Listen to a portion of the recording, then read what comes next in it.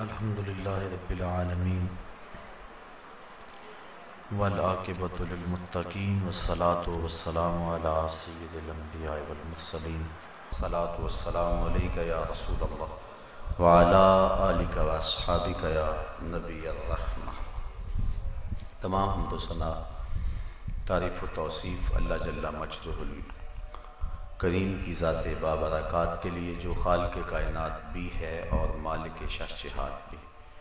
اللہ جل وعلا کی حمد و ثنا کے بعد حضور نبی اکرم شفیع امم رسول محتشم نبی مکرم اللہ کے پیارے امت کے سہارے رب کے محبوب دانائے غیوب مالک رقاب امم فخر عرب و عجم والی کون و مکان سیاہ لا مکان سید انس و جان سرور لالا رخاں نیر تاباں سر نشین مہوشاں ماہ خوباں شہنشاہ حسینہ تتمہ دوراں سر خیل زہرہ جمالاں جلوہ صبح ازل نور ذات لم یزل باعث تکوین عالم فخر آدم و بنی آدم نیر بطحہ راستار ما اوہا شاہد ما طغا صاحب علم نشرہ معصوم آمنہ احمد مجتبیٰ حضرت محمد مصطفیٰ صلی اللہ علیہ وسلم کے حضور ناز میں اپنی عقیدتوں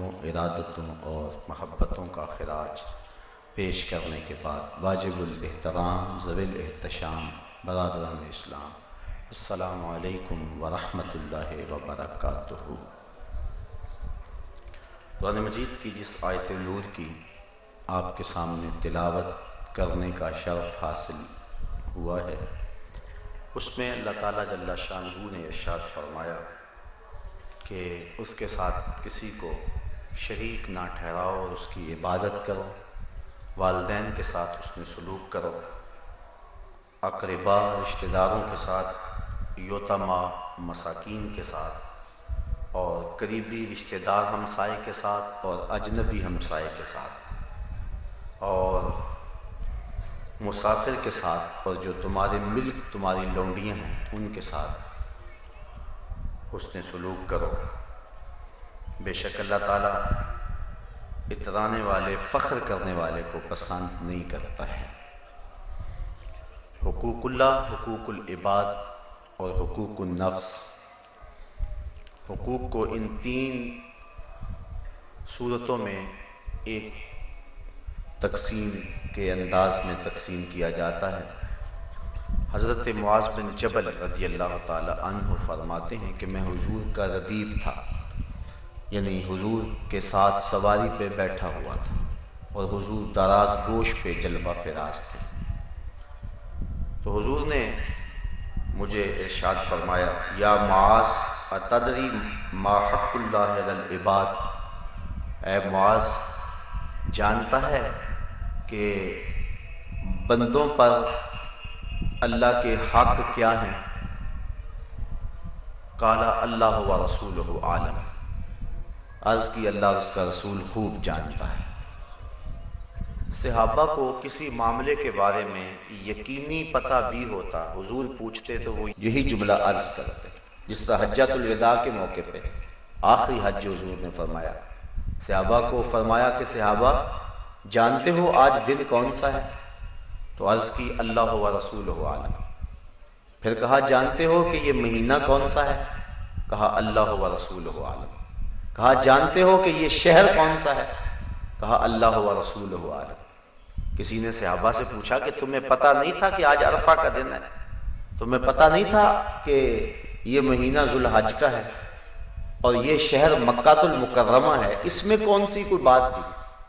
فرمانے لگے کہ ہمیں یہ تو پتہ تھا، لیکن حضور کی منشا کا پتہ نہیں تھا کہ حضور کیا چاہ رہے ہیں۔ اللہ اکبر۔ تو جس چیز کا یقیناً انہیں پتہ ہوتا تھا اس کے بارے میں بھی کہتے تھے اللہ و رسولہ عالم، اللہ اور اس کا رسول خوب جانتا ہے۔ تو کہتے ہیں میں نے عرض کی حضور اللہ اور اس کا رسول خوب جانتا ہے۔ تو حضور علیہ السلام نے ارشاد فرمایا ان یعبد اللہ ولا یشرک بہ شیئا، کہ اللہ کی عبادت کرے بندے، اسی کو پوجیں اور اس کے ساتھ کسی کو شریک نہ ٹھہرائیں۔ یہ اللہ تعالیٰ کا بندوں پہ حق ہے، اور پھر فرمایا اتدری ما حقهم علیہ اذا فعلوا ذلک، جب یہ کام کریں تو پھر اللہ پر بندوں کا کیا حق ہے؟ پھر وہی بات اللہ و رسولہ عالم، اللہ اور اس کا رسول خوب جانتا ہے۔ تو حضور نے فرمایا اللہ یعذبہم، پھر بندوں کا اللہ پہ حق یہ ہے کہ انہیں عذاب نہیں دے گا۔ جو شخص اپنے عقیدے کی صحت کے ساتھ زندگی گزارے گا اللہ تعالیٰ اس کی مغفرت فرمائے گا۔ تو اللہ تعالیٰ جل شانہ کے اور بھی اس کے علاوہ بہت سارے حقوق ہیں، لیکن آج کی میری گفتگو کا عنوان حقوق العباد ہے۔ صوم و صلاۃ، نیک اعمال، حقوق اللہ کی ادائیگی، سحری کا اٹھنا اور باقی زندگی کے اچھے معمولات، اس کی بہت زیادہ اہمیت ہے۔ لیکن اگر کوئی شخص حقوق العباد سے کوتاہی کا ارتکاب کرتا ہے تو وہ شریعت کے نور سے اور شریعت کی برکتوں سے اپنے آپ کو محروم کر لیتا ہے۔ حضور علیہ السلام کی خدمت میں ایک خاتون کا تذکرہ کیا گیا جو کثرت صوم و صلاۃ کا مزاج رکھتی تھی، نمازیں بہت زیادہ پڑھتی تھی، روزے بڑے رکھتی تھی۔ فرمایا اس کا ہمسایوں کے ساتھ سلوک کیسا ہے؟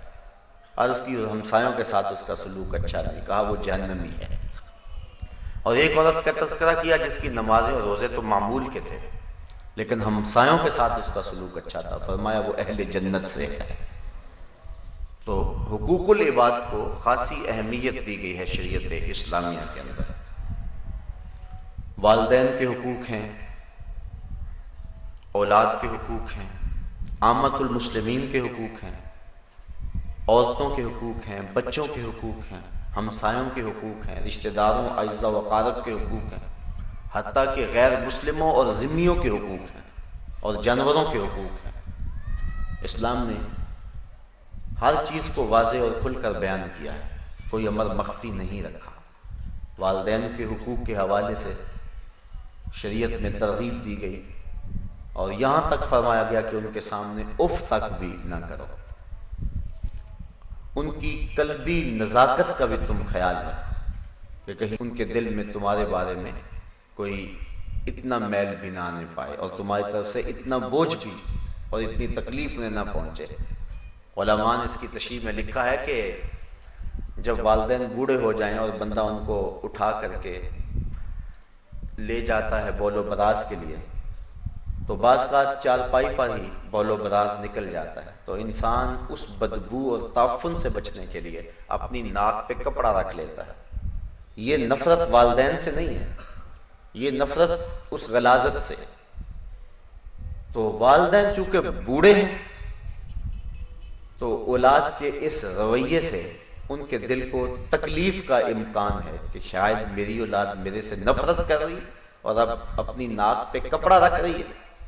تو علماء نے لکھا ہے کہ اپنی ناک پہ کپڑا نہ رکھو، تکلیف سہ لو لیکن اپنی ناک کو نہ ڈھانپو، چونکہ اس سے والدین کو چونکہ تکلیف ہوگی تو اس چیز کا بھی لحاظ اور خیال رکھا جائے۔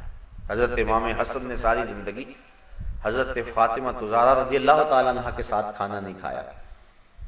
ایک دن انہوں نے کہا بیٹا میرا جی چاہتا ہے کہ تم میرے ساتھ بیٹھ کے کھاؤ اور تم نے آج تک کھایا نہیں۔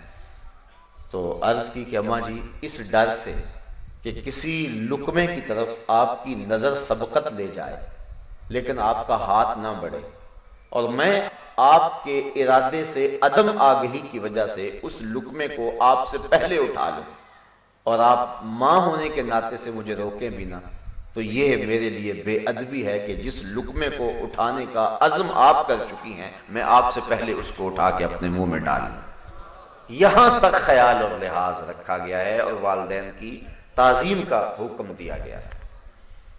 اور سچی بات ہے جو حضور نے فرمایا کہ والدین کے حقوق ادا ہی نہیں ہو سکتے الا یہ کہ ان کو غلام پائے اور خرید کے آزاد کرتے ہیں۔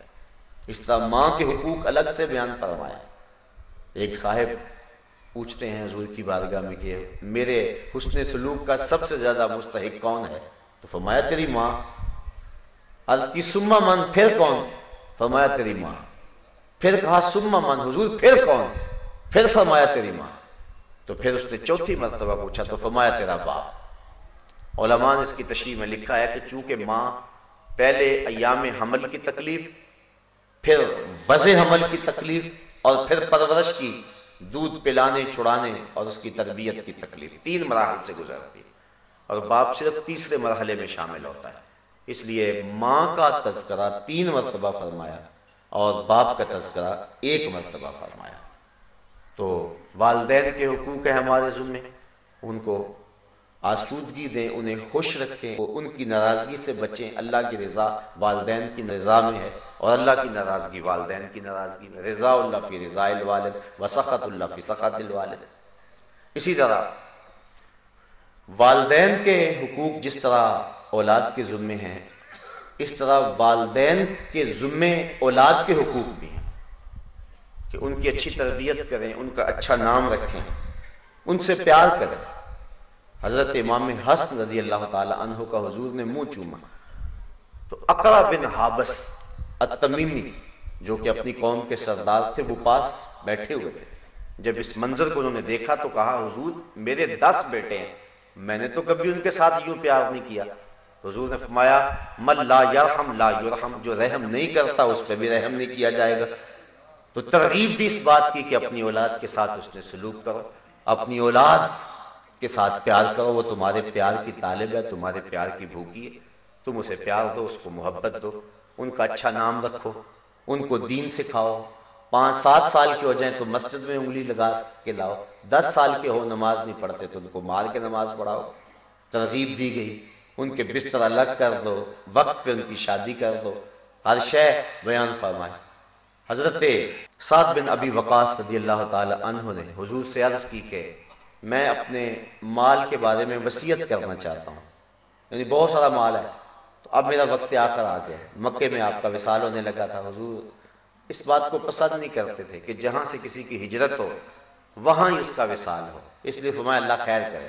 انہوں نے کہا حضور میں وصیت کرنا چاہتا ہوں، سارے مال کی کر دوں؟ فرمایا نہیں۔ آدھے کی کر دوں؟ فرمایا نہیں۔ تو کہا تیسرے حصے کی کر دوں؟ فرمایا ہاں تیسرے حصے کی کر دے۔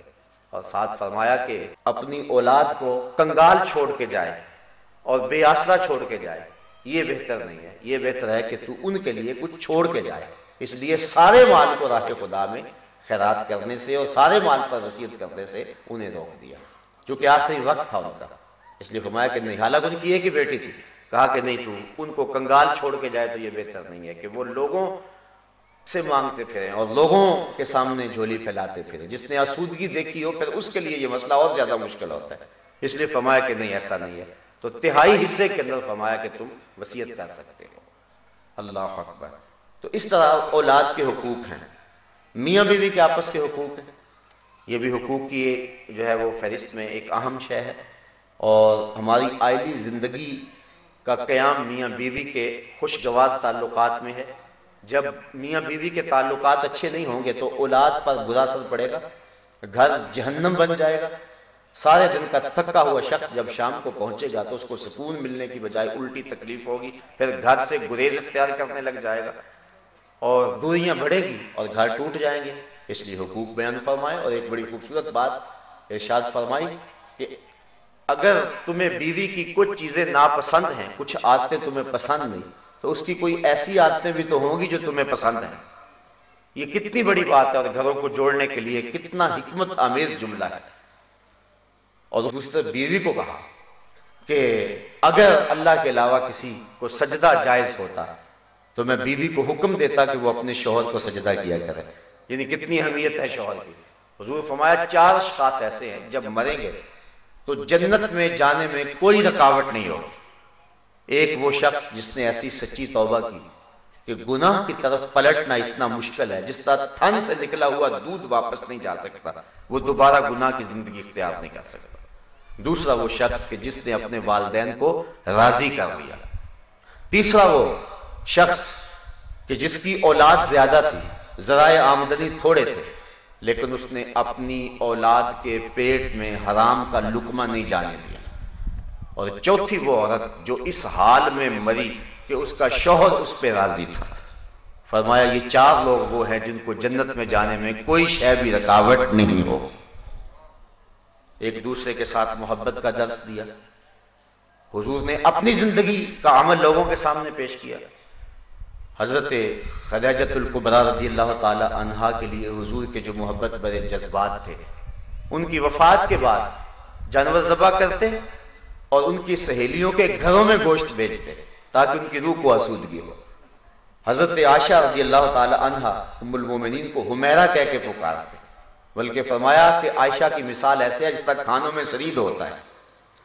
اور حضرت عائشہ رضی اللہ تعالیٰ عنہ روایت کرتی ہیں کہ حضور کثرت سے حضرت خدیجہ کا ذکر کرتے۔ ایک دن مجھ سے نہ رہا گیا، میرا ان سے جو رشتہ تھا، میں نے عرض کی حضور آپ اس بوڑھی عورت کا تذکرہ نہیں چھوڑتے جس کے ہونٹوں کے گوشے بڑھاپے کی وجہ سے زرد ہو گئے، جبکہ اللہ نے آپ کو بہتر ازواج دے دی۔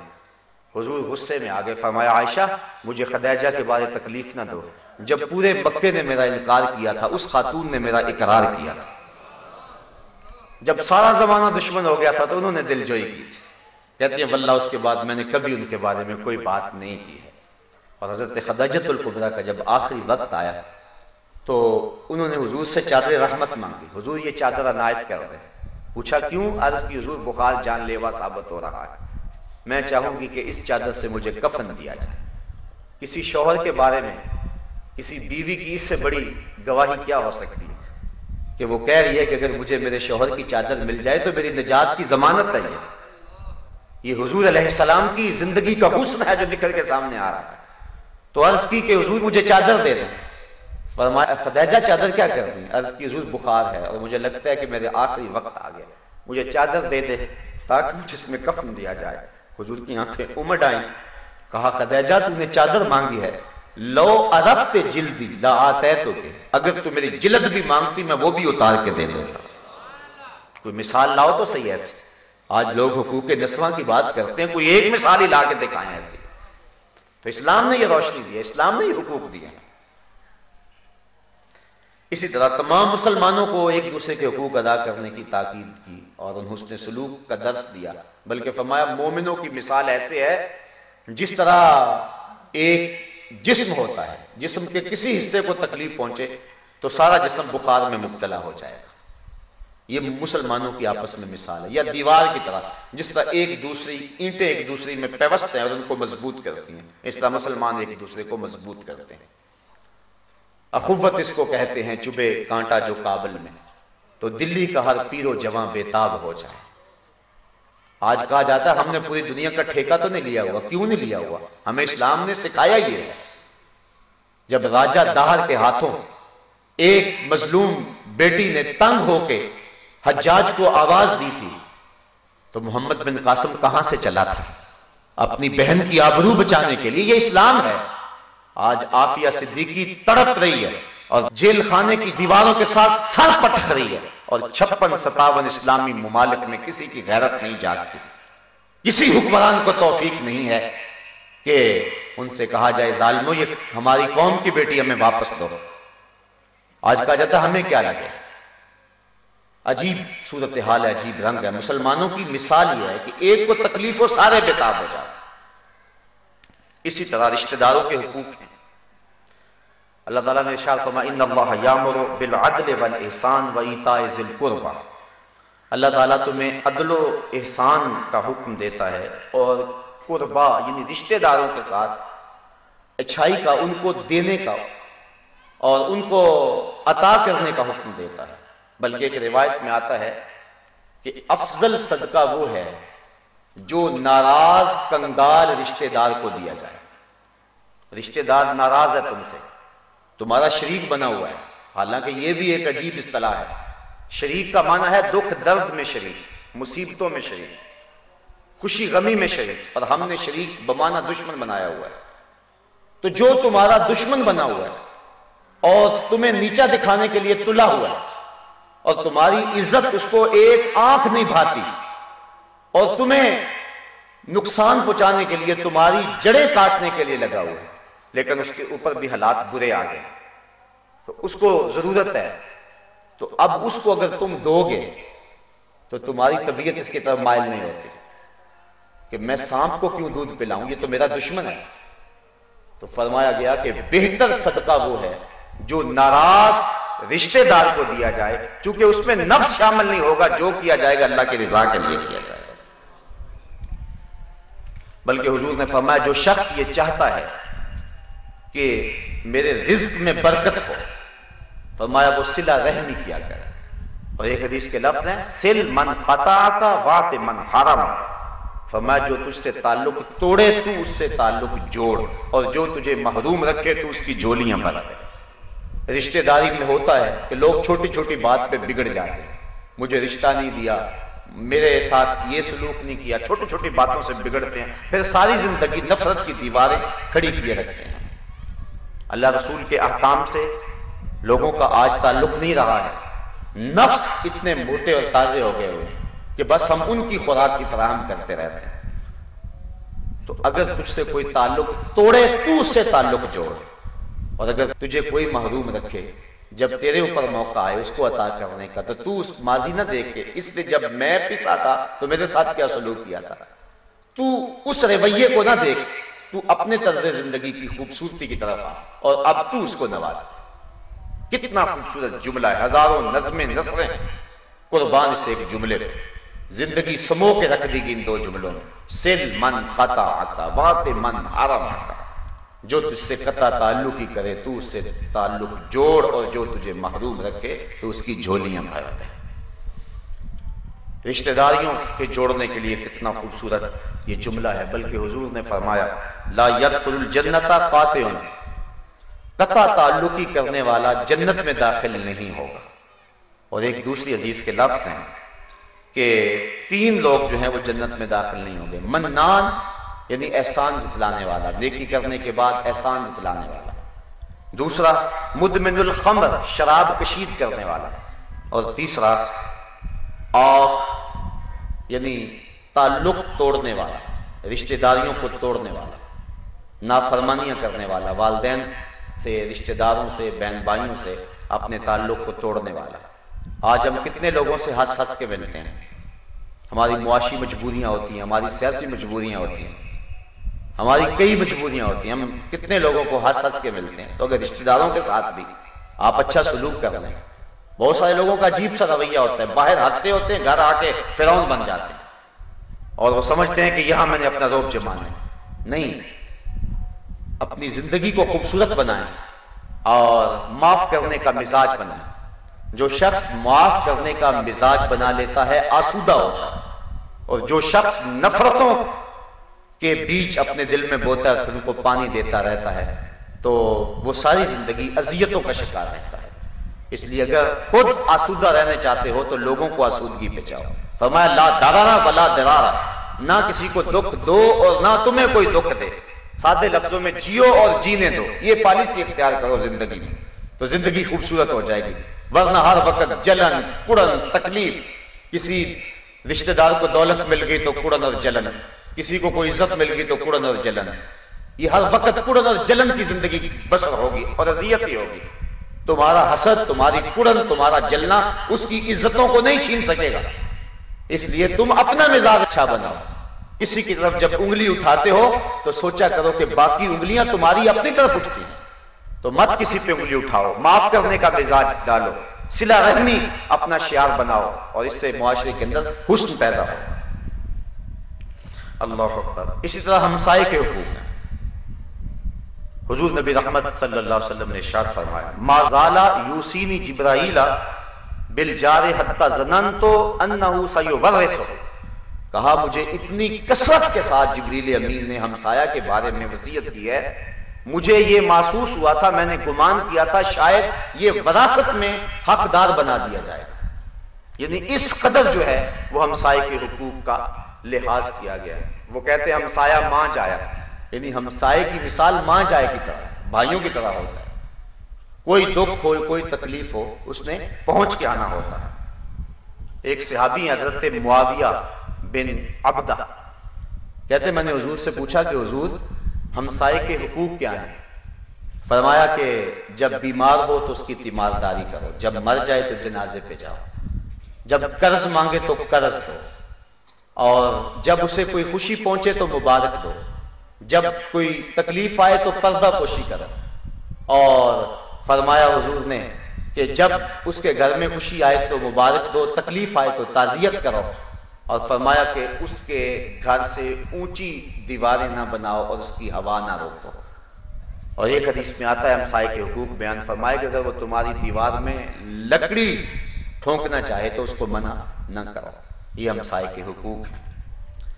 بلکہ اللہ کے محبوب علیہ السلام نے ارشاد فرمایا واللہ لا یؤمن واللہ لا یؤمن واللہ لا یؤمن، اللہ کی قسم وہ مومن نہیں ہے، اللہ کی قسم وہ مومن نہیں ہے، اللہ کی قسم وہ مومن نہیں ہے۔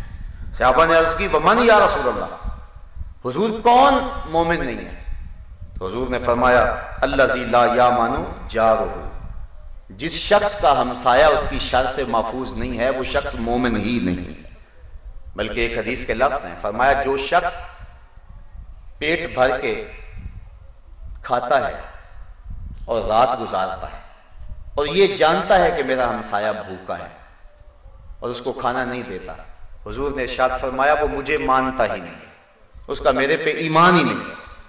ہمسایہ بھوکا ہو تو 40 دن نمازیں قبول نہیں ہوتی، تو فرمایا اس کا میرے پہ ایمان ہی نہیں۔ بلکہ حضور نے ایک آسان نسخہ بیان فرمایا، سنیے۔ حضور فرماتے ہیں کہ جب تم کھانا پکاؤ تو تھوڑا سا پانی زیادہ ڈال لو اور شوربہ ہمسایوں کے گھر بھی بھیج دو، یہ ہمیں شریعت نے حکم دیا۔ اور اگر ایسا ہم نہیں کر سکتے تو پھر حکم ہے کہ ایسے زاویے میں کھانا پکائیں کہ ہمسائے کے بچوں تک اس کی خوشبو نہ پہنچے، چونکہ مزدور کے غریب بچے اگر اپنے باپ سے اس کی فرمائش کر بیٹھے تو وہ فرمائش کو پورا نہ کر سکا تو پھر اس کا علاج کس کے پاس ہوگا؟ یا تو تم تھوڑا سا پانی زیادہ ڈال لو اور شوربے کی پیالی ایک بھیج دو، کوئی حرج نہیں ہے اس میں، تمہارا کیا بگڑے گا؟ اور یا پھر ایسے زاویے میں تم وہ چیز پکاؤ کہ اس کی بو ہمسائے کے گھر نہ پہنچے۔ کہ بچے اگر رو پڑے ضد کر بیٹھے، بچے تو بچے ہوتے ہیں، انہیں کیا پتا ہوتا ہے ہمارے والدین کی پوزیشن کیا ہے، بچے تو کھیلنے کے لیے چاند بھی مانگ لیتے ہیں، بچے تو امیر اور غریب کے ایک جیسا مزاج رکھتے ہیں، یہ تو بعد میں پتا چلتا ہے کہ ہم غریب ہیں اور ہماری حالت یہ ہے۔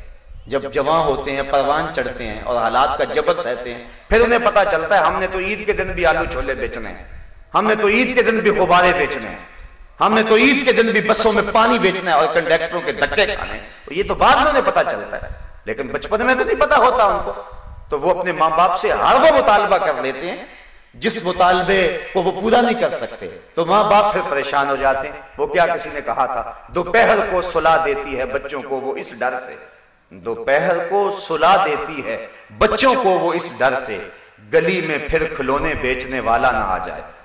یہ تو لوگوں سے پوچھے کہ جو محرومیوں کا شکار ہیں کہ وہ روتے ہوئے بچوں کو کیسے چپ کراتے ہیں، بچوں کی آرزویں اور مچلتی ہوئی تمناؤں کو کس طرح جو ہے وہ خاموش کرواتے ہیں۔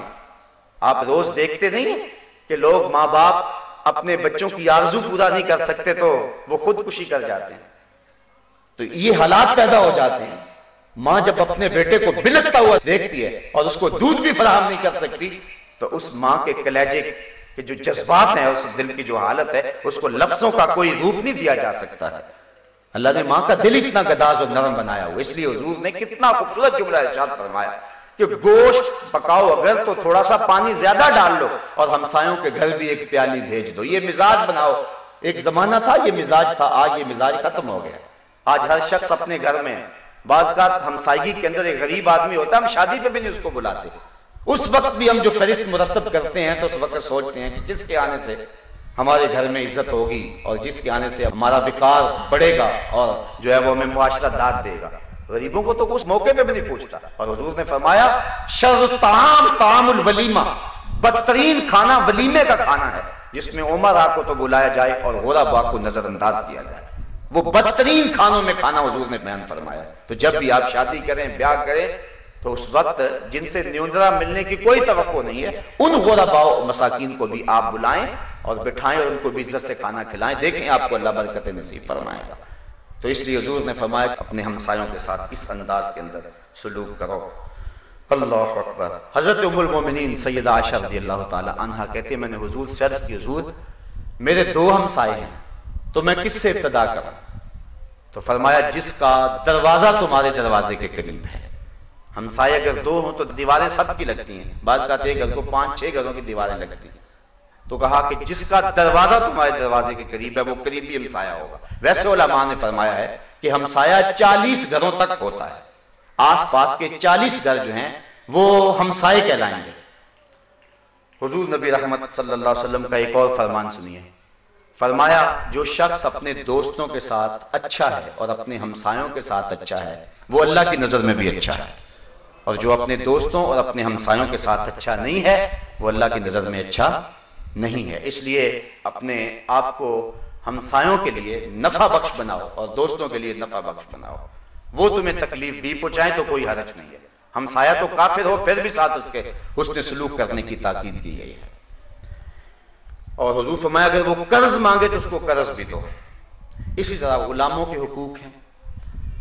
حضرت ابو ذر رضی اللہ تعالی عنہ سے حضور نے فرمایا کہ یہ تمہارے بھائی ہیں، اللہ نے انہیں تمہارے ماتحت کر دیا، جو تم خود کھاتے ہو انہیں کھلاؤ اور جو خود پیتے ہو انہیں پلاؤ اور جو خود پہنتے ہو انہیں پہناؤ، یعنی انہیں اس احساس میں مبتلا نہ ہونے دو۔ بلکہ حضور نے فرمایا کہ ان کو بیٹا یا بچہ کہہ کے پکارو، یعنی ان کو او میرے غلام او میرے نوکر نہ کہو، بلکہ ان کو بھائی کہہ کے پکارو، ان کو بیٹا کہہ کے پکارو، اگر لونڈی ہے تو اس کو بچی کہہ کے پکارو۔ آج غلاموں کا تصور تو ختم ہو گیا، یہ اسلام کے فیضان سے ہوا ہے۔ آج دنیا بات تو کرتی ہے یورپ کی، غلامی ختم کرنے کے لیے یورپ نے جو بل پاس کیا ہے اسمبلی میں پاس ہوتے ہوتے پورے 19 سال لگے، لیکن اسلام نے آتے ہی غلامی کی زنجیریں توڑ دیں اور ہر طرف آزادی ہی آزادی ہوئی، اور جو مختلف کفاروں میں غلام آزاد کرنے کا حکم دیا، قسم کھا بیٹھو تو غلام آزاد کرو، اور تم جو ہے وہ زہار کر بیٹھو تو غلام آزاد کرو، اسی طرح مختلف کفاروں کے اندر روزہ توڑ بیٹھو تو غلام آزاد کرو۔ تو تاکید کی گئی اور ایک وقت آیا کہ غلامی ختم ہو گئی، اور غلام جب تک موجود تھے غلاموں کو عزت تھی۔ آپ جانتے ہیں فتح مکہ کے دن حضور کے پیچھے جو شخص بیٹھا ہوا تھا وہ کسی سردار کا بیٹا نہیں تھا، ایک چھوٹا سا بچہ تھا، حضور اس کو پیار کرتے تھے، وہ خوشی سے اچھلنا چاہتا تھا، حضور اس کو روکتے تھے۔ وہ کون تھا؟ حضور کا نواسا تھا، تاریخ کا جواب نفی میں۔ کسی انصاری سردار کا بیٹا، جواب نفی میں۔ کسی قریشی سردار کا بیٹا، جواب نفی میں۔ کون ہے وہ؟ حضور کے منہ بولے بیٹے اور آزاد کردہ غلام حضرت زید بن حارثہ کا بیٹا حضرت اسامہ بن زید ہے۔ وہ ہے اس دن جو فتح مکہ کے دن حضور کے ساتھ بیٹھا ہوا ہے۔ گویا اس بات کا اعلان ہے کہ آج کی فتح غلاموں کو آزادی کا پیغام دے رہی ہے۔ ایک غلام کو یوں جگہ دی اور دوسرے غلام بلال حبشی کو کعبۃ اللہ کی چھت پہ چڑھا دیا اور کہا بلال یہاں کھڑے ہو کر اذان پڑھو، سارے کرشی نیچے ہیں، حبشی اوپر ہے۔ اور اقبال کہتا ہے اذان ازل سے تیرے عشق کا ترانہ بنی، اذان ازل سے تیرے عشق کا ترانہ بنی، نماز تو اس کی دید کا ایک بہانہ بنی، ادائے دید سراپا نیاز تھی تیری، کسی کو دیکھتے رہنا نماز تھی تیری۔ جب اذان دے تو قبلہ کی طرف منہ کرتے ہیں، تو جب کھڑائی کعبۃ اللہ کے اوپر ایک شخص ہے تو اب کدھر منہ کرے؟ جدھر منہ کرے گا قبلہ ہوگا۔ حضور طواف کر رہے ہیں، بلال حبشی اذان بھی دیتے جا رہے ہیں اور جدھر جدھر حضور جاتے ہیں گھومتے بھی چلے جا رہے ہیں۔ اللہ اکبر۔ تو یہ اسلام کا دیا ہوا فیضان ہے۔ آقا کا جوتا دھوپ سے اٹھا کر غلام چھاؤں میں رکھتا ہے تو آقا کوڑے برساتا ہے کہ تو نے میرا جوتا میرے پوچھنے کے بغیر کیوں اٹھایا ہے؟ وہ کہتا ہے دھوپ میں خراب ہو رہا۔ آقا دلیل ماننے کے لیے تیار نہیں ہے۔ آقا کہتا ہے تو خود سر ہو گیا، تو متکبر ہو گیا، تیری خوئے غلامی بدلنے لگی ہے، تجھے اپنی اوقات یاد نہیں رہی، میرے جوتے کو بغیر پوچھے ہاتھ لگا رہا ہے، یہ تیری اوقات؟ جب غلام کو اس معاشرے میں یہ حیثیت، اقبال کہتا ہے غلامی کیا ہے؟ ذوق حسن و زیبائی سے محرومی، جسے زیبا کہیں آزاد بندے ہیں وہی زیبا، بھروسہ کر نہیں سکتے غلاموں کی بصیرت پر کہ دنیا میں فقط مردان حر کی آنکھ ہے بینا۔ اس کی اس بصیرت کو ماننے کے لیے کوئی تیار نہیں کہ چلو دھوپ میں خراب ہو رہی تھی۔ آقا کہتا تو متکبر ہو گیا، اس لیے تو میرے جوتے کو میرے پوچھے بغیر ہاتھ لگایا۔ جس غلام کی یہ حیثیت ہے، آئیے وحی کا نور جب پھیلتا ہے، اجالے ہوتے ہیں، زمانہ روشنیوں کے حصار میں آتا ہے۔ حضور گئے معراج پہ واپس پلٹے، کہا بلال تو کون سے نیک عمل کرتا رہا ہے؟ میں نے جنت میں تیرے قدموں کی آہٹ کو سنا ہے۔ کیا خیال ہے اس ایک جملے نے دور غلامی کی ساری تھکن اتار نہیں دی ہوگی اور بلال فرش سے اٹھ کے فراز عرش پہ نہیں پہنچ گیا ہوگا؟ یہ دیا ہوا دین ہے. غلاموں کے حقوق کا لحاظ اور ان کا خیال رکھا اور جو ہے وہ ان کے ساتھ اس نے سلوک کی ترغیب دی. حضور کی جو آخری وصیت امت کے نام تھی، جب حضور نے وصال فرمایا اس کے بعد کوئی حضور نے بات نہیں کی. آخری وصیت امت کے نام جو حضور نے فرمائی ہے وہ دو وصیتیں تھیں. الصلاۃ الصلاۃ الصلاۃ، لوگو نماز، لوگو نماز، لوگو نماز، نماز نہیں چھوڑو. یہ تمہارے پیغمبر کی آخری وصیت ہے. آج ہر بندہ ڈٹائی کے ساتھ نماز سے انکار کر رہا ہے، چھوڑ رہا ہے نماز کو.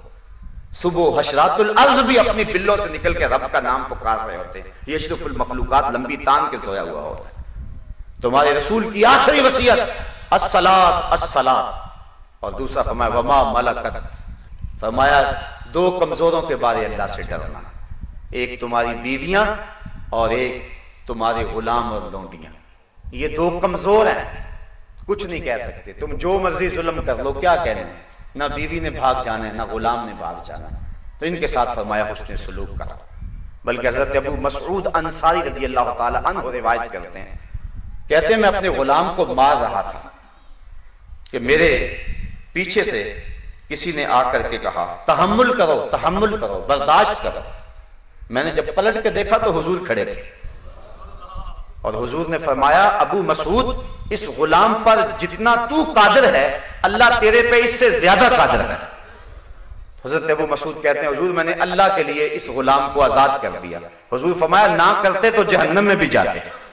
اللہ اکبر. تو غلاموں کے ساتھ اس نے سلوک کرنے کا حکم دیا ہے اور اس نے سلوک کرنے کا درس دیا ہے. اسی طرح جو غیر مسلم ہیں ان کے ساتھ اس نے سلوک کرنے کا، ذمیوں کے ساتھ اس نے سلوک کرنے کا، ان کے حقوق کو ادا کرنے کا حکم دیا ہے.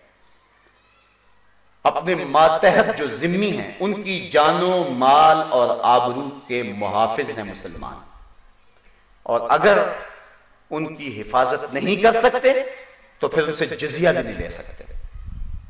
حضرت سعد بن ابی وقاص رضی اللہ تعالی عنہ نے جب حمص فتح کیا اور وہاں انہوں نے ان سے جزیہ لیا، تو جب رومیوں نے پوری اطراف سے مسلمانوں پر حملے کر دیے تو حضرت عمر فاروق رضی اللہ تعالیٰ عنہ کے حکم سے انہیں حمص چھوڑ کے واپس آنا پڑا. تو جب حضرت سعد بن ابی وقاص واپس آنے لگے تو آپ نے عیسائیوں کو بلایا اور بلا کے رقم ان کے سامنے رکھی جو جزیے کی ان سے وصول کی ہوئی تھی. کہا ہم اب تمہارے مال و جان کی حفاظت نہیں کر سکتے، لہٰذا جزیہ لینے کا بھی حق نہیں رکھتے. تو وہ عیسائی رو پڑے تھے. وہ کہتے تھے کہ اتنے اچھے حکمران ہمیں چھوڑ کے جا رہے ہیں. اور آپ اپنی اندلس کی تاریخ پڑھیں، کتنی روشن تاریخ ہے. ہم نے کتنے 100 سال وہاں حکومت کی ہے. آج بھی مسجد قرطبہ اور بیت الاحمر مسلمانوں کی راہیں تک رہا ہے. عبد الرحمن الداخل کا بویا ہوا کھجور کا درخت آج بھی امت مسلمہ کو پکار رہا ہے. وہ 1400 ستونوں پہ مشتمل مسجد جس میں آج گھوڑے بندھے ہوئے اور کلیسا بنا ہوا ہے، آج امت مسلمہ کو پکار رہا ہے. رو رہی ہے آج ایک ٹوٹی ہوئی مینا اسے. کل تلک گردش میں جس ساکی کے پیمانے رہے، خیر تو ساکی سہی لیکن پلائے گا کسے. اب نہ میں کش رہے باقی نہ میں خانے رہے.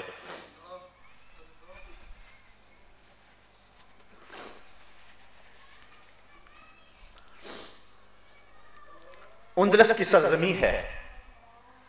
قاضی القضات چیف جسٹس اپنے دروازے سے باہر نکلنے لگا تھا کہ ایک نوجوان کالے رنگ کا بھاگتا ہوا گلی سے آیا اور قاضی صاحب کو دیکھ کر کہنے لگا قاضی صاحب لوگ مجھے مارنا چاہ رہے ہیں اور میری جان کے در پہ ہیں، آپ مجھے امان دے دیں. قاضی صاحب نے کہا بیٹا اندر آ جاؤ. گھر لے گئے، کمرے میں بٹھایا، کھانا رکھا. ابھی وہ کھانا کھانے ہی لگا تھا کہ باہر دروازے پر زور زور سے دستک ہوئی. قاضی صاحب باہر آگے دیکھا کہ قاضی صاحب کے اکلوتے بیٹے کی لاش لیے لوگ کھڑے ہیں. کہا قاضی صاحب ایک بدبخت سیاہ فام عیسائی نے آپ کے بیٹے کو قتل کر دیا. ہم نے اس کا پیچھا بڑا کیا لیکن اسی گلی میں کہیں گم ہو گیا. قاضی صاحب نے کہا ٹھہرو. اندر گئے، دروازہ بند کر دیا. کہا تو نے کوئی آواز نہیں نکالی. باہر تالا لگا دیا. پھر آ کے بیٹے کی لاش وصول کی. مہمان آئے، تجہیز و تکفین کے سامان ہو رہے ہیں لیکن ایک دروازے کو برابر تالا لگا ہوا. قاضی صاحب اس سمت کسی کو نہیں جانے دیتے، کسی کو راز کا پتہ ہی نہیں معاملہ کیا ہے. جب شام کو بچے کی تدفین کر لی اور وہ قاضی صاحب کا اکلوتا بیٹا تھا تدفین سے فارغ ہو کر گھر آئے، دروازہ کھولا اور پھر اس نوجوان کو مخاطب ہو کے کہا، نوجوان جانتا ہے کس باپ کا سہارا چھینا ہے تم نے؟ تجھے پتا ہے کہ کس کی آنکھوں کا چراغ گل کر دیا ہے؟ وہ بد نصیب باپ تیرے سامنے کھڑا ہے جس کے بیٹے کو تو نے قتل کیا ہے۔ لیکن ہم مسلمان ہیں، جب کسی کو امان دے دیں پھر ہم جو ہے وہ اس سے تعرض نہیں کیا کرتے، اس لیے رات کے اندھیرے سے فائدہ حاصل کرتے ہوئے بھاگ جاؤ، کسی نے دیکھ لیا پکڑ لیا تو پھر عدالت میں میرے سامنے لے آئے تو پھر میں سزا دینے پہ مجبور ہوں گا، اس لیے چونکہ میں نے تمہیں امان دی ہے بھاگ جاؤ، رات کی تاریکی میں بھاگ سکتے ہو۔ جب ہم حکمران تھے تو ہمارا اسلوب زندگی یہ تھا۔ یہ جو کچھ گوجرے میں ہوا ہے، یہ جو کچھ سوات میں ہوا ہے، یہ اسلام کی تصویر نہیں ہے، یہ لوگوں کی خود ساختہ کہانیاں ہیں۔ اسلام تو اقلیتوں کی جان اور مال اور آبرو کی حفاظت کی بات کرتا ہے۔ ہماری تاریخ دیکھیں، بڑی روشن تاریخ ہے، یہ کوئی دین نہیں ہے کہ آپ قبروں سے لاشیں نکال کر کے ان کو چوراہوں میں لٹکا دیں۔ صرف اختلاف یہ ہے کہ ہمارا اور ان کا مسلک ایک نہیں ہے، تم مسلکوں کو لیے بیٹھے ہو۔ یہاں تو معاملہ ہے کہ غیر مسلم ہیں لیکن ان کی بھی جان اور مال کی آبرو مسلمان کے ذمے ہے۔ بلکہ حضور کے دور میں ایک ذمی کو قتل کر دیا گیا تھا تو حضور نے اس کا قصاص تلوایا تھا، اس کے بدلے میں مسلمان کو قتل کیا تھا۔ یہ حضور کے دور میں مثال موجود ہے۔ تو اسلام تو حقوق دیتا ہے ہر ایک کو، غلاموں کو، حتیٰ کہ یتیموں کو حضور نے حقوق دیے۔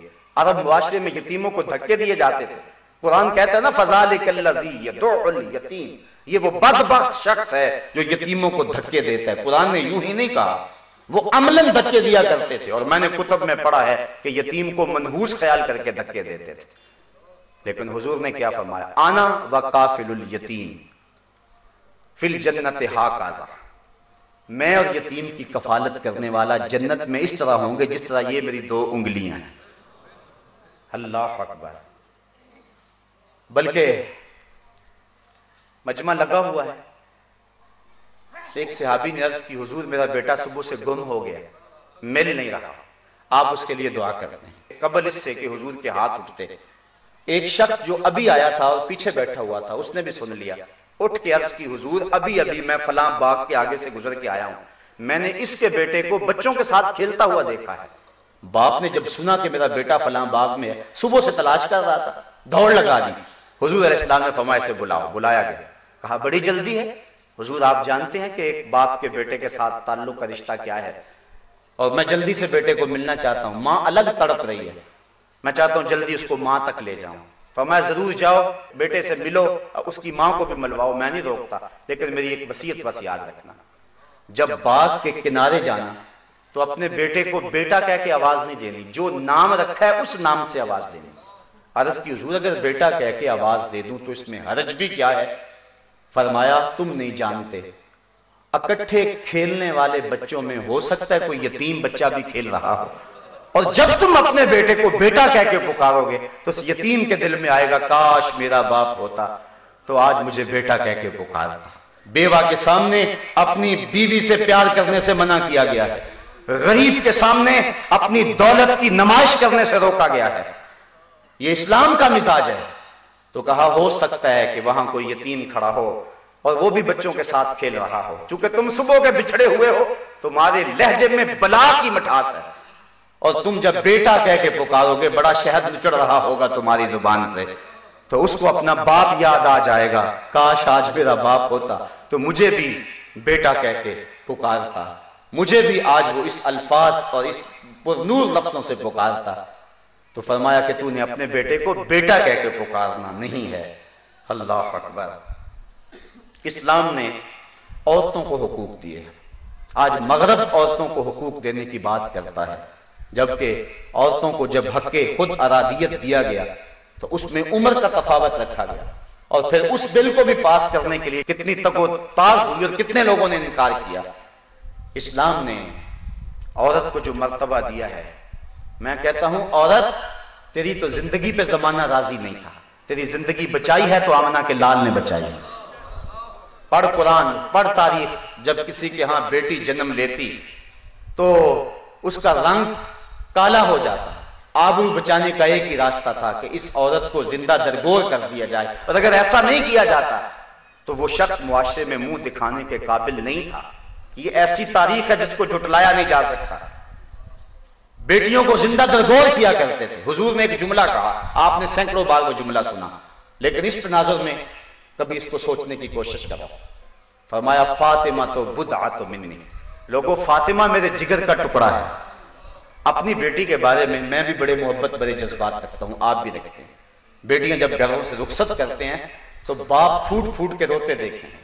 میں نے بوڑھے باپ کو اپنی جھکی ہوئی کمر پہ بوریاں لاد کر کے مزدوری کرتے دیکھا. میری شناسائی جو شخص ہے, میں نے کہا کہ اب بوڑھے ہو گئے چھوڑ دو. کہنے لگا ابھی میری ایک بیٹی رہتی ہے جس کی میں نے شادی کرنی ہے. بوڑھا باپ کمر پہ بوریاں لاد کے مزدوری کر رہا ہے. جوان بھائی فیکٹری میں اوور ٹائم لگا رہا ہے کہ میں نے اپنی بہن کے ہاتھ پیلے کرنے. میں نے کہا یہ بھائی تو قتل کرتا تھا, یہ باپ تو زندہ درگور کرتا تھا, اس کو بیٹی اور بہن کے لیے یہ محبت کس نے دی؟ شکریہ ادا کرے آمنہ کے لال کا کہ انہوں نے یہ عزت دی بیٹی کو. اللہ کے محبوب علیہ السلام نے اس دور میں کہا. آج میں اور آپ اپنی بیٹی کے لیے کوئی ایسا محبت بڑا جملہ کہہ دیں, کوئی بات نہیں ہے. یہ ہمارا معاشرہ, یہ ہمارا کلچر ہے. بیٹی سے پیار یہ ہماری تہذیب کا بھی حصہ ہے اور ہماری فطرت بھی ہے. جب فطرت سو گئی ہوئی تھی اور تہذیب خون خار تھی اور بیٹیوں کو زندہ درگور کر کے باپ فخر کرتا تھا, اس دور میں حضور نے فرمایا بیٹیوں کو زندہ درگور کرنے والوں سن لو, تم تو بیٹیوں کو زندہ درگور کرتے ہو. محمد کی بیٹی محمد کے دل کی ٹھنڈک ہے, میرا دل کا ٹکڑا ہے, میرے جگر کا ٹکڑا ہے. یہ کلمہ محبت بھی ہے, کلمہ جہاد بھی ہے. اس دور میں یہ جملہ کہنا چھوٹی بات نہیں تھی جب لوگ بیٹیوں کو زندہ درگور کر کے فخر کرتے تھے. اور اتنا بڑا جرم ہے, اللہ قرآن میں فرماتا ہے وَإِذَا الْمَوْءُودَةُ سُئِلَتْ بِأَيِّ ذَنبٍ قُتِلَتْ, قیامت کے دن قبروں میں گڑی ہوئی بچیاں اٹھائی جائیں گی, ان کے ظالم باپ کٹہرے میں ہوں گے. اللہ ان بچیوں سے پوچھے گا بِأَيِّ ذَنبٍ قُتِلَتْ, تمہیں کس جرم میں قتل کیا گیا؟ علماء نے لکھا ہے کہ بیٹیاں تو معصومیت کی عمر میں قتل کی گئی, انہیں تو پتہ ہی نہیں, ابھی ہوش نہیں سنبھالی تھی کہ گردن دبوچ دی گئی, گڑھے میں پھینک دیا گیا, اوپر سے مٹی انڈیل دی گئی. بیٹی باپ سے پوچھتی ہے کہ ابو میرا قصور کیا ہے, تو بیٹی کو تو پتہ ہی نہیں ہے. ایک صحابی حضور کی خدمت میں حاضر ہوتا ہے, زمانہ جاہلیت کا واقعہ سناتا ہے کہ میں سفر پہ گیا تھا, واپس پلٹا تو میری بیٹی جو ہے وہ چلنے پھرنے اور بولنے کے قابل ہو گئی تھی, اور ماں نے اس کو بے پناہ میرا پیار سکھایا تھا اس امید پر کہ باپ سے پیار کرے گی تو باپ کے دل میں رحم آ جائے گا. لیکن جب میں نے اپنے آنگن اور ویڑے میں بیٹی دیکھی تو میں جل بھن گیا. اپنی بیوی کو کوسنے دینے لگا کہ اس سے تو نے سانپ کو جنم دے دیا ہوتا تو اچھا ہوتا. پھر ایک دن میں نے باہر اس بیٹی کو کسی بہانے لے گیا اور اس کے لیے گڑھا کھودا, اور جب میں گڑھا کھود رہا تھا بیٹی کو نہیں پتا تھا کیا, اور میں پسینے سے شرابور ہوا تو بیٹی اپنے دوپٹے کے کونے سے میرے ماتھے کا پسینہ صاف کرنے لگی اور کہتا ہے حضور مجھے پھر بھی ترس نہ آیا. اور پھر کیا ہوا کہ جب پسینے سے میں شرابور تھا اور پیاس سے ہلکان ہو جا رہا تھا اور میں لگا ہوا تھا گڑھا کھودنے میں نے نظر اٹھائی تو دیکھا بیٹی باہر نہیں. میں نے دل میں کہا جان چھوٹی, کسی سمت بھاگ گئی, چلی گئی. لیکن تھوڑی دیر کے بعد میں نے دیکھا کہ ایک سمت سے میری بیٹی دوڑی آ رہی ہے. اس نے اپنے دوپٹے کا ایک کونا پانی سے بھگویا ہوا اور میرے قریب آ کے نچوڑتی ہے اپنے دوپٹے اور آنچل کے کونے کو اور کہتی ہے ابو آپ کو پیاس لگی ہوگی. یا رسول اللہ مجھے پھر بھی ترس نہ آیا. اب آگے کچھ اس نے بیان کرنا چاہا, حضور نے فرمایا بس کرو میرا کلیجہ پھٹا جا رہا ہے. تو بیٹیوں کو زندہ درگور کر کے فخر کرتے تھے. اور اللہ فرماتا ہے وَإِذَا الْمَوْءُودَةُ سُئِلَتْ, قیامت کے دن قبروں میں گڑی ہوئی بچیاں اٹھائی جائیں گی, ظالم باپ کٹہرے میں ہوں گے. اللہ ان بچیوں سے پوچھے گا تمہیں قتل کیوں کیا گیا؟ قتل بچیوں کو باپوں نے کیا ہے اور کٹہرے میں موجود ہے, انہیں پوچھا جائے. اسباب جرم محرکات نے پوچھے جائے تم نے کیوں قتل کیا؟ ان کے معصوم اور ننھے دامن پہ کیا داغ دیکھا؟ لیکن ان سے نہیں پوچھا جا رہا, پوچھا ان بچیوں سے جا رہا ہے. تو علماء فرماتے ہیں کہ بیٹیوں کا قتل اتنا گھنونا جرم ہے کہ اللہ تعالیٰ ان کے ظالم باپوں سے بات کرنا بھی گوارا نہیں کرتا. یہ بھی گوارا نہیں ہے کہ ان سے کلام کیا جائے, چاہے کلام عطا بھی کیوں نہ ہو. تو عورت کو تو حق ہی نہیں تھا, اسلام نے حق دیا. زندگی کا حق اسلام نے دیا, وراثت کا حق اسلام نے دیا. باپ کی وراثت میں بھی حقدار ہے, شوہر کی وراثت میں بھی عورت حقدار ہے. اس کو حق مہر کا حق اسلام نے دیا, آزادی اظہار کا حق اسلام نے دیا, نکاح میں اختیار کا حق اسلام نے دیا.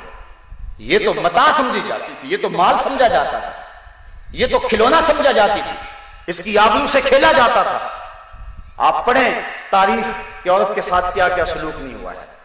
افلاطون تو اس کو انسان ماننے کے لیے تیار نہیں ہے، وہ کہتا ہے کہ یہ از قبیل جن سے انسان نہیں ہے، وہ ہم شکل ضرور ہے، انسان کو جنم بھی دیتی ہے لیکن خود انسان نہیں ہے۔ بدھ نے کہا کہ اللہ کا قرب چاہتے ہو تو عورت سے دور ہو جاؤ، یہ بدی کا سرچشمہ ہے۔ عیسائیوں کے ہاں بھی یہ تصور پایا جاتا ہے، یہ فادر اور نان کی اصطلاح آپ جو سنتے ہیں، فادر اس شخص کو کہتے ہیں کہ جو عورت سے کنارہ کشی اختیار کر لیتا ہے، کہتا ہے تب مجھے قرب ملے گا۔ لیکن اسلام نے اس کی نفی کی قول و عمل سے۔ حضرت عائشہ رضی اللہ تعالی عنہا کے بستر میں حضور کو وحی آیا کرتی تھی، یہ تو کہتے ہیں عورت بدی کا سرچشمہ ہے، وہاں وحی بستر عائشہ میں آیا کرتی تھی رضی اللہ تعالی عنہا۔ تو یہ اسلام نے اس کو حق دیا، وراثت کا حق اسلام نے دیا ہے۔ لوگ کہتے ہیں عورت کی گواہی یاد ہی رکھی، اللہ نے حکمت بیان فرمائی ہے، گواہی یاد اس لیے کہ ایک بھول جائے تو دوسری یاد کروا دے۔ باقی عورت کی گواہی کا اعتبار دیکھنا ہو، ہر شخص اپنے باپ کو باپ مانتا ہے، کس کی گواہی پہ؟ صرف اپنی ماں کی گواہی پہ۔ ایک گواہی اتنی معتبر ہے کہ ہر شخص اپنے باپ کو باپ تسلیم کرتا ہے اس اکیلی گواہی پہ، اور پھر اسی گواہی پہ آگے وراثت کے حکام چلتے ہیں، وارث تبھی ہوگا اس کے مال میں۔ تو اسلام نے یہ عزت دی ہوئی ہے عورت کو کہ اس کی گواہی اتنی معتبر ہے کہ کہیں بھی ایک گواہی کسی اس اہم معاملے میں معتبر نہیں ہے سوائے عورت کے۔ تو اسلام نے عزت دی ہے، اسلام نے وقار دیا ہے، حتیٰ کہ اسلام نے سائل کو اور محروم کو بھی حق دیا ہے۔ جو تم سے مانگنے آ جائے اس کا حق یہ اسے دو، چاہے وہ گھوڑے پہ چڑھ کے ہی آئے۔ اور یہ نہیں کہا کہ تم اس پہ احسان کر رہے ہو، کہا نہیں، حق ہے۔ وفی اموالہم حق للسائل والمحروم، تمہارے اموال کے اندر سائل کا بھی حق ہے اور محروم کا بھی حق ہے۔ ایک وہ ہیں جو مانگنے آ جاتے ہیں، ان کا بھی حق دو، اور ایک وہ ہیں کہ جو مانگتے نہیں ہیں، غربت کی چکی میں پستے ہیں لیکن اپنی سفید پوشی کے بھرم کو ٹوٹنے نہیں دیتے۔ کبھی ان لوگوں کو بھی دیکھا کرو، ہستی پلکوں کے نیچے غم بھی پلتے ہیں، مگر کون دیکھتا ہے اتنی گہرائی میں۔ کچھ لوگ مزاج نہیں رکھتے کہ وہ سوال کریں۔ ہمارے سامنے حضرت ابو ہریرہ رضی اللہ تعالیٰ عنہ کی مثال ہے، فرماتے ہیں کتنے دن ہو گئے بھوک سے، کھانے کو کچھ نہ ملا، مسجد نبوی کے ایک ایسے گوشے میں بیٹھ گیا جہاں سے لوگ اندر داخل ہوتے تھے۔ میرا خیال تھا کوئی مجھے دیکھے گا اور چہرے سے پہچان لے گا، جب پہچان لے گا تو میرا کام بن جائے گا۔ حضرت ابو بکر صدیق رضی اللہ تعالی عنہ آئے، میں نے قرآن مجید کی کسی آیت کے بارے میں پوچھا اور میرا خیال تھا کہ اس دوران ان کی نظر میرے چہرے پہ پڑے گی تو میرا کام بن جائے گا، لیکن ان کی توجہ ادھر نہ گئی، وہ آیت بتائی اور چلے گئے۔ میں نے کہا میرا مسئلہ تو حل نہ ہوا۔ پھر حضرت عمر فاروق آئے، میں نے ان سے بھی کوئی مسئلہ پوچھا، انہوں نے بیان کیا اور چل دیے۔ میں پھر وہیں بیٹھا بھوک سے پریشان تھا کہ میرا تو مسئلہ حل نہیں ہوا۔ پھر کہتے ہیں دل و قلب و نگاہ کا مرشد اولین آ گیا، حضور تشریف لے آئے۔ جب حضور تشریف لائے تو میں نے حضور سے بھی کوئی سوال کیا تو حضور نے میری طرف دیکھا اور مسکرا کے کہا ابو ہریرہ بھوک لگی ہوئی ہے، ابو ہریرہ بھوک لگی ہوئی ہے۔ اللہ اکبر، میں نے عرض کیا حضور مجھے بھوک لگی ہوئی ہے، مسئلہ یہی تھا میرا۔ کہا آجو میرے پیچھے پیچھے آجو۔ حضرت ابو ہریرہ کہتے مجھے حضور لے گئے، میں باہر کھڑا رہا، حضور حجرے میں چلے گئے۔ پھر تھوڑی دیر کے بعد آواز دی تو حضور کے پاس دودھ کا ایک پیالہ تھا، فرمایا ابو ہریرہ جو صفہ کے چبوترے پہ بیٹھے ہیں ان کو بھی بلا لاؤ۔ صرف ایک کا خیال نہیں، سب کا ہی خیال ہے۔ اللہ اکبر۔ حضرت ابو ہریرہ کہتے ہیں دودھ کا پیالہ دیکھ کے تو مجھے سہارا ہوا تھا، لیکن جب کہا نا سب کو بلا لاؤ تو مجھے پریشانی ہو گئی کہ دودھ کا تو ایک پیالہ ہے، تو یہ بیٹھنے والے جو ہیں وہ 70 لوگ تھے، لیکن حضور کا حکم تھا میں بلا لایا، سارے آ کے بیٹھ گئے۔ حضور نے فرمایا ابو ہریرہ یہ پیالہ لو اور دائیں سے شروع ہو جاؤ، الیمن فلیمن، دائیں سے چلتے جاؤ۔ کہتے ہیں میں نے پیالہ لیا اور ایک شخص کو دیا اور غور کرتا رہا، اس نے سیر ہو کے پیا لیکن ایک قطرہ بھی کم نہ ہوا۔